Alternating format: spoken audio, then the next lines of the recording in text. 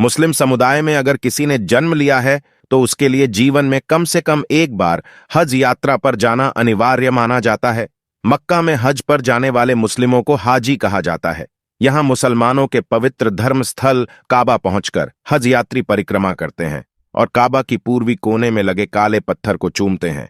काबा के पूर्वी कोने में एक छोटा सा काला पत्थर लगा हुआ है। यह दिखने में भले ही छोटा है, लेकिन इसका महत्व बड़ा है। यह पत्थर चारों ओर से चांदी के फ्रेम में जड़ा हुआ है। अरबी भाषा में इस पत्थर को अल हजरू अल अस्वद कहा जाता है। इस पत्थर के पीछे की कहानी के बारे में कई तरह के किस्से मशहूर हैं, लेकिन सच्चाई के बारे में कोई ठोस प्रमाण नहीं है। अस्सलामु अलैकुम प्यारे दोस्तों, काबा मुसलमानों का सबसे पाक धार्मिक स्थल है। कुरान में बताया गया है कि हर मुसलमान को अपनी जिंदगी में कम से कम एक बार मक्का की यात्रा जरूर करनी चाहिए।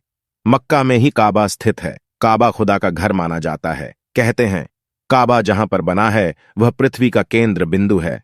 दोस्तों, काबा शरीफ दुनिया की एक ऐसी जगह है जिसके ऊपर से आज तक कोई भी परिंदा नहीं गुजरा है और दुनिया भर के किसी भी एयरलाइन का कोई भी जहाज भी आज तक काबा शरीफ के ऊपर से नहीं गुजर पाया है।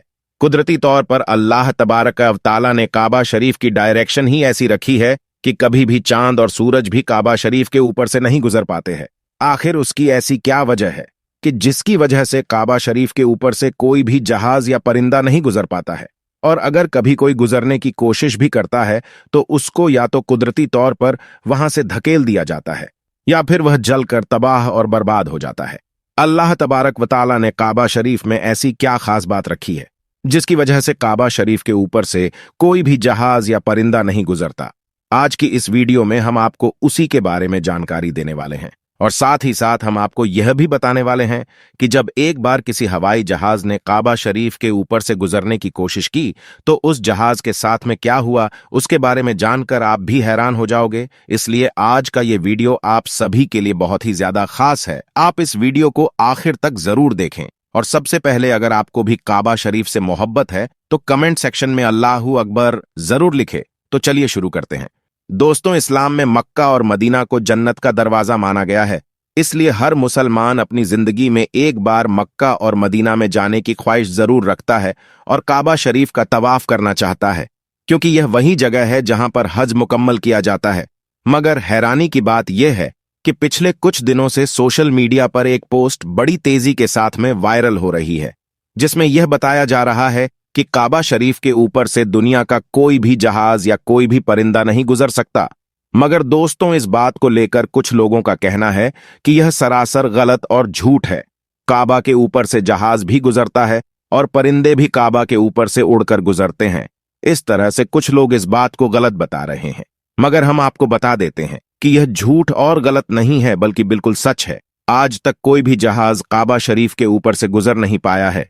उसके बारे में बात करते हुए अब्दुल रशीद ने, जो कि पिछले 25 सालों से सऊदी अरब के मक्का शहर में काम कर रहा है, उसने बताया कि मैं पिछले 25 सालों से खाना काबा में रहकर साफ सफाई के काम को अंजाम दे रहा हूं।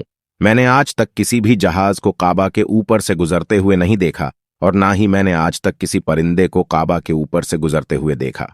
अब्दुल रशीद आगे कहते हैं कि एक बार शाम के वक्त गलती से एक जहाज काबा शरीफ की तरफ आ गया, मगर हमने देखा जैसे ही वह जहाज काबा शरीफ के करीब पहुंचा तो उसकी डायरेक्शन कुदरती तौर पर अपने आप ही वहां से धकेल दी गई, यानी कि वह कुदरती तौर पर ही वहां से हट गया। दोस्तों, अब आपको बताते हैं कि आखिर ऐसा क्यों होता है। अल्लाह तबारक व तआला ने काबा शरीफ में ऐसी क्या खास बात रखी है जिसकी वजह से कोई भी परिंदा काबा शरीफ पर से गुजर नहीं पाता है और ना ही कोई जहाज? अल्लाह ने अपने काबा में ऐसी क्या कुदरत रखी है जिसकी वजह से काबा के ऊपर से गुजरने वाला जहाज हो या परिंदा, जिसको या तो कुदरती तौर पर वहां से धकेल दिया जाता है या फिर वह जलकर खाक हो जाता है या फिर वो काबा शरीफ की लाइन से अपने आप ही दूर हो जाता है? क्या आपको यह मालूम है कि काबा शरीफ की तादाद 2 है? एक तो काबा शरीफ मक्का में है और दूसरा काबा। काबा शरीफ के ऊपर सीधा जन्नत में मौजूद है, जिसको रिवायतों में बैतुल मामूर कहा गया है, जहां पर हर वक्त 70,000 फरिश्ते दिन रात तवाफ करते रहते हैं। अब दोस्तों, आपको 3 ऐसी बड़ी वजह बताते हैं जिसकी वजह से मक्का शरीफ के ऊपर से कोई भी जहाज या परिंदा गुजरता नहीं है, यानी कि काबा के ऊपर से जहाज या परिंदे के ना गुजरने की 3 असल वजह आपको बताते हैं। सबसे पहली वजह तो यह है कि जिन इलाकों में ऑयल रिफाइनरीज मौजूद होती है वहां पर भी किसी भी फ्लाइट या हवाई जहाज को गुजरने की इजाजत नहीं मिल पाती है, क्योंकि ऐसी जगह पर अगर कभी कोई हवाई जहाज गिर जाए तो फिर आप सोचिए कि वहां पर कितना बड़ा और कितना खौफनाक हादसा हो सकता है और कितनी ज्यादा जान माल का नुकसान हो सकता है। और मक्का शरीफ दुनिया की एक अहम जगह है। यही वजह है कि किसी भी हवाई जहाज को काबा शरीफ के ऊपर या करीब भी आने की इजाजत नहीं है, क्योंकि खुदा ना खास्ता अगर कभी कोई गैर मुस्लिम या काफिर या फिर कोई दहशतगर्दी के इरादे से किसी हवाई जहाज हाईजैक करके मस्जिद ए हराम के पास में ले जाकर उसको मार दे तो फिर कितना बड़ा नुकसान हो सकता है। इसलिए सऊदी हुकूमत ने पूरी दुनिया के लिए यह वार्निंग जारी की हुई है कि अगर किसी ने भी काबा के ऊपर से हवाई जहाज गुजारने की कोशिश की तो उसको मिसाइल मारकर फौरन तबाह और बर्बाद कर दिया जाएगा। तो दोस्तों, इससे मालूम होता है कि सऊदी हुकूमत की वजह से भी किसी भी हवाई जहाज को काबा शरीफ के ऊपर से गुजरने की इजाजत नहीं दी गई है। अगर देखा जाए तो काबा शरीफ सबसे पाक और मुकद्दर जगह है और यहां पर आकर दुनिया का हर मुसलमान अल्लाह की इबादत में मशगूल हो जाता है। ऐसे में अगर हवाई जहाज वहां से गुजरने लगे तो मुसलमानों की इबादत में खलल पैदा हो जाएगा। इस वजह से भी काबा शरीफ के ऊपर से हवाई जहाज गुजरने की इजाजत नहीं दी गई है। दोस्तों, इसकी दूसरी वजह यह है कि आप सभी को मालूम है कि मक्का और मदीना में गैर मुस्लिमों का जाना मना है, यानी गैर मुस्लिम मक्का और मदीना में नहीं जा पाते हैं। इसलिए कोई भी मुसलमान हज करने के लिए या उम्रा करने के लिए जाते हैं तो उनका जहाज सबसे पहले रियाज शहर में उतरता है, यानी कि उन सबको सबसे पहले रियाज में ले जाया जाता है। फिर उन सबको बसों या ट्रेनों में भरकर मक्का और मदीना ले जाया जाता है, क्योंकि अल्लाह पाक ने कुरान करीम ने गैर मुस्लिमों के लिए पाकसर जमीन मक्का में दाखिल होने पर पाबंदी आयद की है। और उसके अलावा भी ऐसी बहुत सी आयतें मौजूद है जो यह साबित करती है कि गैर मुस्लिम मक्का और मदीना में दाखिल नहीं हो सकते हैं। इसीलिए किसी भी हवाई जहाज को मक्का की सरजमीन में दाखिल होने से रोका जाता है, क्योंकि हो सकता है कि किसी हवाई जहाज में कोई गैर मुस्लिम भी मौजूद हो और वह गलती से मक्का में दाखिल हो जाए। इसलिए सऊदी हुकूमत ने सख्ती से दुनिया भर की एयरलाइन पर उसके लिए रोक लगा रखी है, यानी कि तमाम एयरलाइंस के लिए नो फ्लाई जोन करार कर दिया है। उसके अलावा इसकी तीसरी वजह भी बताई जाती है कि काबा शरीफ को दुनिया का सेंटर माना गया है, यानी कि काबा दुनिया के बीचों बीच में मौजूद है। और आज इस बात को साइंस भी मानती है। साइंस ने भी इस बात को प्रूफ किया है कि मक्का में बना काबा दुनिया के सेंटर में मौजूद है। इसी वजह से काबा शरीफ दुनिया के सेंटर में होने की वजह से सबसे ज्यादा ग्रेविटी काबा शरीफ के ठीक ऊपर और नीचे है।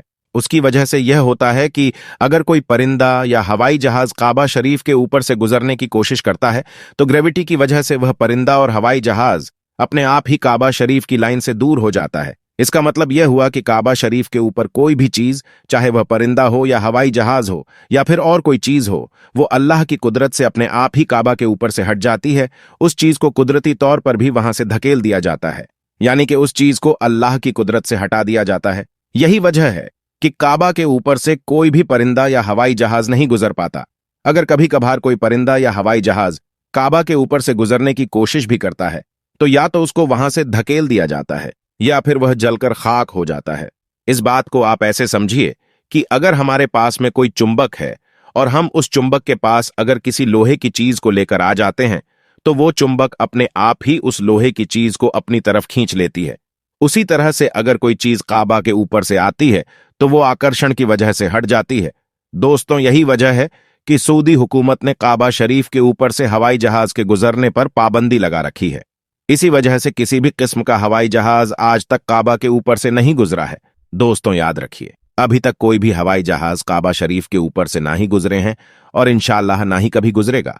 अल्लाह से दुआ है अल्लाह पाक हम सबको भी एक बार अपने घर काबा शरीफ की जियारत नसीब फरमाए। आमीन सुम्मा आमीन। दोस्तों, आज की वीडियो में बस इतना ही। आपका हमारी आज की जानकारी के बारे में क्या कहना है कमेंट सेक्शन में जरूर बताएं। साथ ही वीडियो पसंद आई हो तो वीडियो को लाइक करें, शेयर करें और चैनल को सब्सक्राइब भी जरूर करें। मिलते हैं एक नई वीडियो के साथ, तब तक के लिए अस्सलाम वालेकुम, खुदा हाफिज।